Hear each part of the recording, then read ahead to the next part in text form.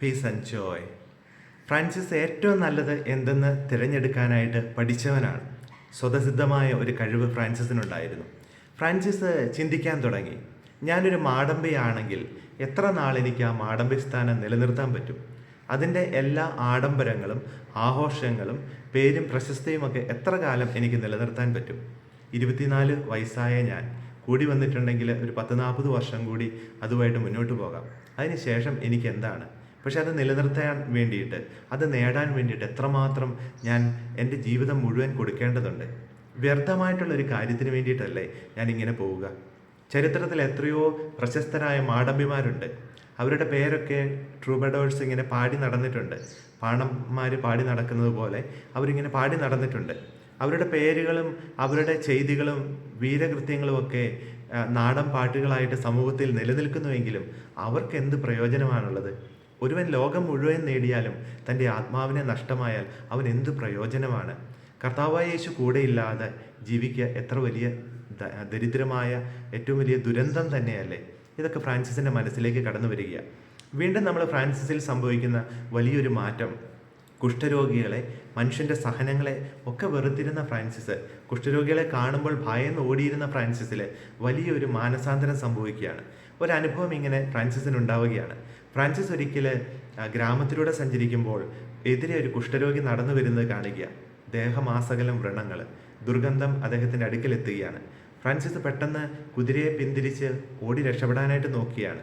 പക്ഷേ പെട്ടെന്ന് അവൻ്റെ മനസ്സിലേക്ക് വന്നു, അത് ക്രിസ്തുവാണെങ്കിലോ അവൻ അവഗണിക്കപ്പെടുകയല്ലേ? അവൻ രോഗിയായിരുന്നിട്ട് ഞാൻ അവനെ അവഗണിക്കുകയല്ലേ?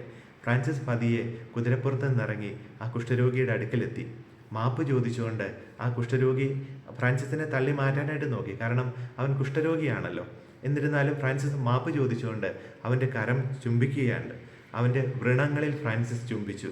അതിനുശേഷം എന്തെന്നില്ലാത്തൊരു ആത്മസന്തോഷത്തോടെ ഫ്രാൻസിസ് തിരികെ കുതിരപ്പുറത്തേക്ക് കയറാനായിട്ട് നോക്കുമ്പോൾ ഒന്നുകൂടി പിന്തിരിഞ്ഞ് ആ കുഷ്ഠരോഗിയെ നോക്കിയാണ്. അവിടെ ആ കുഷ്ഠരോഗി ഇല്ലായിരുന്നു. അത് ക്രിസ്തുവായിരുന്നു എന്ന് ഫ്രാൻസിസിൻ്റെ ഉള്ളിലെ ശക്തമായ ബോധ്യം ലഭിക്കുകയാണ്. എന്ത് അത്ഭുതമാണ്! മർത്തിരിയൂസിനെ പോലെ, അല്ലെങ്കിൽ അതുപോലെയുള്ള കൊളംബിയനെ പോലെ, ജൂലിയാനെ പോലെ ഒക്കെയുള്ള വിശുദ്ധര് ക്രിസ്തുവിനെ ചുംബിച്ചത് ഫ്രാൻസിസിൻ്റെ ഓർമ്മയിലുണ്ട്. തനിക്കും ആ വലിയ അനുഗ്രഹം ലഭിച്ചിരിക്കുന്നതെന്ന് ഫ്രാൻസിസിന് തോന്നുകയാണ്. ഫ്രാൻസിസ് ആ അനുഭവത്തിൽ വലിയ സന്തോഷത്തോടെ പിന്നീട് ഇങ്ങനെ കുറിക്കുന്നുണ്ട്, ആദ്യം കയ്പായിരുന്നത് എനിക്ക് മധുരമായിട്ട് മാറി. ദൈവത്തോടു കൂടെ ചേരുമ്പോൾ കയ്പായിരുന്നതൊക്കെ, കയ്പേറിയതൊക്കെ മധുരമുള്ളതായിട്ട് മാറുകയാണ്.